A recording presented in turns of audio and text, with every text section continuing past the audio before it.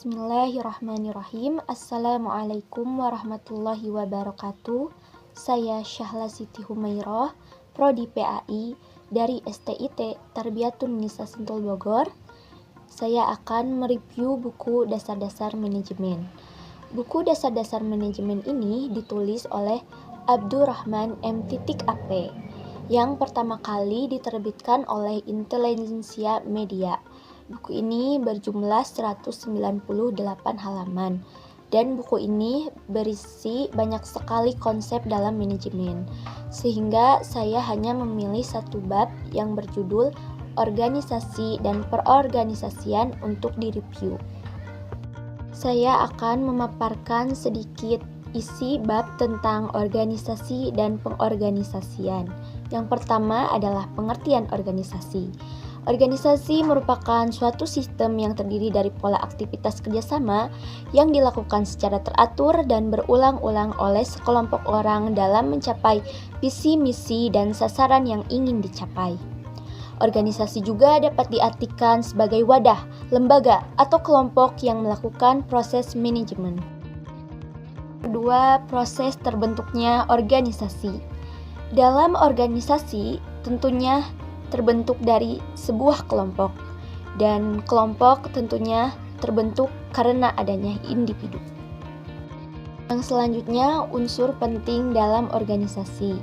Tentunya dalam sebuah organisasi kita perlu adanya unsur penting untuk menunjang keberhasilan sebuah organisasi. Yang pertama, kumpulan atau entitas sosial yang dianggap ada dan penting bagi para anggota organisasi maupun masyarakat luas. Yang kedua, sistem atau metode yang diterapkan dalam sebuah organisasi. Yang ketiga, koordinasi atau pengarahan dalam sebuah organisasi. Yang keempat, kerjasama yang dilakukan oleh para anggota organisasi. Yang kelima, tujuan atau sasaran. Sebuah organisasi harus memiliki tujuan atau sasaran sebagai patokan untuk mencapai suatu keberhasilan organisasi. Selanjutnya, pendekatan organisasi. Yang pertama, pendekatan rasional. Pendekatan ini memandang organisasi sebagai suatu instrumen atau alat pencapaian sasaran atau tujuan. Yang kedua, pendekatan natural. Pendekatan ini memandang organisasi sebagai kumpulan manusia yang memiliki kepentingan bersama demi kelangsungan hidup organisasi. Yang terakhir, pendekatan sistem terbuka. Pendekatan ini berpendapat bahwa organisasi dipandang sebagai suatu sistem dari serangkaian kegiatan yang saling berkaitan dan bergantung pada lingkungan organisasi itu sendiri, baik lingkungan internal maupun lingkungan eksternalnya. Selanjutnya, prinsip-prinsip dalam organisasi. Tentunya dalam sebuah organisasi kita harus memiliki prinsip-prinsip organisasi yang dapat menunjang keberhasilan ataupun kesuksesan sebuah organisasi. Yang pertama, harus ada perumusan tujuan organisasi yang jelas. Yang kedua, pembagian pekerjaan. Yang ketiga, delegasi kekuasaan. Yang keempat, tingkat pengawasan. Yang kelima, rentang kekuasaan. Yang keenam, kesatuan perintah dan tanggung jawab. Dan yang ketujuh, koordinasi. Yang selanjutnya, jenis-jenis organisasi berdasarkan jumlah orang. Yang kesatu ada bentuk tunggal, yang kedua ada bentuk komisi. Berdasarkan sifat hubungan personal, yang pertama ada organisasi formal dan yang kedua ada organisasi informal. Berdasarkan tujuannya, yang pertama ada organisasi yang tujuannya mencari keuntungan dan yang kedua organisasi sosial. Selanjutnya, bentuk-bentuk organisasi. Yang pertama, organisasi lini atau line organization.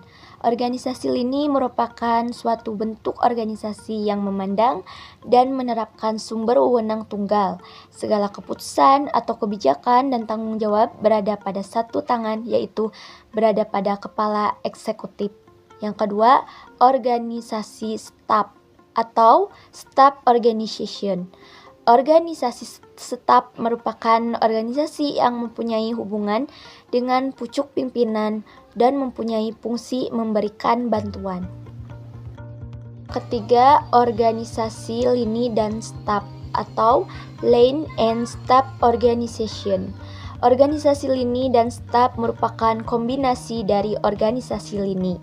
Ajas komando dipertahankan, tetapi dalam kelancaran tugas, pemimpin dibantu oleh para staf, di mana staf berperan memberi masukan, bantuan pikiran, saran-saran, data informasi yang dibutuhkan oleh pimpinan atau oleh bidang masing-masing. Yang keempat, organisasi fungsional. Organisasi ini disusun berdasarkan sifat dan macam pekerjaan yang harus dilakukan. Masalah pembagian kerja merupakan masalah yang menjadi perhatian yang sungguh-sungguh. Dengan kata lain, bahwa dalam organisasi fungsional, pimpinan tidak memiliki staf yang jelas.